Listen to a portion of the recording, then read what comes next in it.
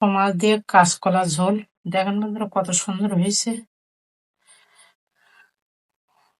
কালারটাও সুন্দর আসছে। আর আমি টেস্ট করে দেখছি, খুব সুন্দর টেস্ট হয়েছে। আপনারা এইভাবে রান্না করে খাবেন, খাইয়ে অবশ্যই আমারে জানাবেন। তা ভিডিওটা প্রথম থেকে শেষ পর্যন্ত দেখবেন। প্রথম দেখা শুরু করার আগে একটা লাইক দেবেন, আর নতুন বন্ধু হলে অবশ্যই সাবস্ক্রাইব করবেন। আর ফেসবুক থেকে দেখলে একটা ফলো দিয়ে রাখবেন। এনিওয়ে, চলুন আমরা রান্নাঘরে যাই, রান্না শুরু করি।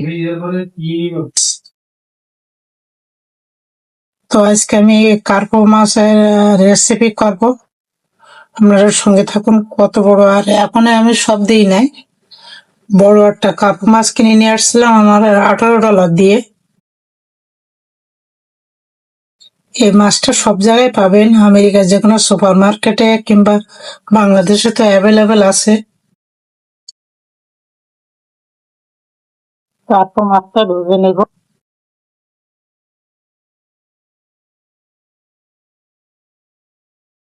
কাঁচকলাটা আমার কাটা হয়ে গেছে, আমি ধুয়ে নিয়ে আসছি। দিয়ে দিলাম একটু সরিষার তেল, 5 ফোড়ন,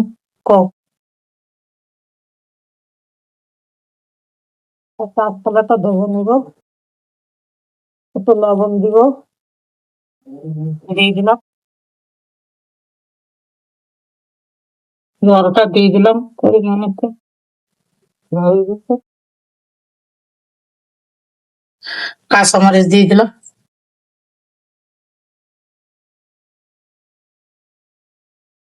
কলাটা সেদ্ধ হয়ে গেছে।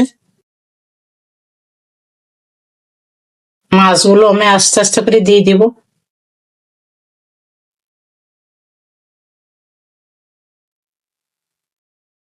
মাছগুলো আমি সব দিয়ে দিছি, আর যে মাছের ডিম ছিল ওগুলো আমি দিয়ে দিছি। সরিষার তেল, আর দিয়ে দিলাম 4 কোয়া রসুন আর 2টা ছোট পেঁয়াজ।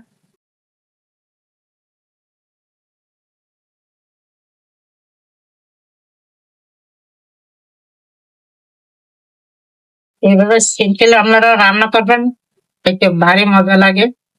কার্পো মাছ কাঁচকলা দিয়ে 2-3টা এলাচ দিয়ে দিলাম। এলাচ দিলে তরকারি ফ্লেভারটা সুন্দর আসে।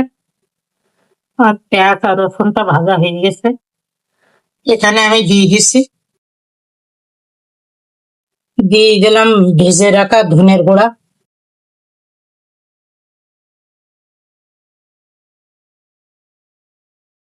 ভেজে রাখা ধনের গুঁড়া দিয়ে দিলাম, ভেজে রাখা জিরার গুঁড়া দিয়ে দিলাম,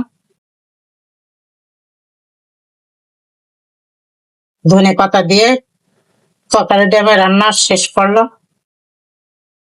আর তরকারিটা রেডি, এখন আমি চুলাটা বন্ধ করে দিব। টেস্টটাও দেখছি, ঝোল খেয়ে দেখছি টেস্টটা ভারী সুন্দর হয়েছে। আপনারা এইভাবে রান্না করে খাবেন।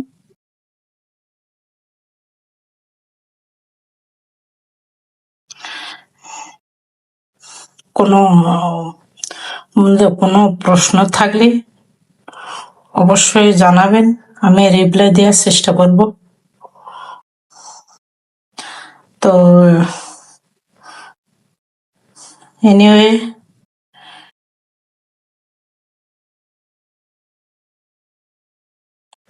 আপনার ভিডিওটা আছে এই পর্যন্তই, দেখা হবে নেক্সট ভিডিওতে। সে পর্যন্ত সবাই ভালো থাকবেন, সুস্থ থাকবেন।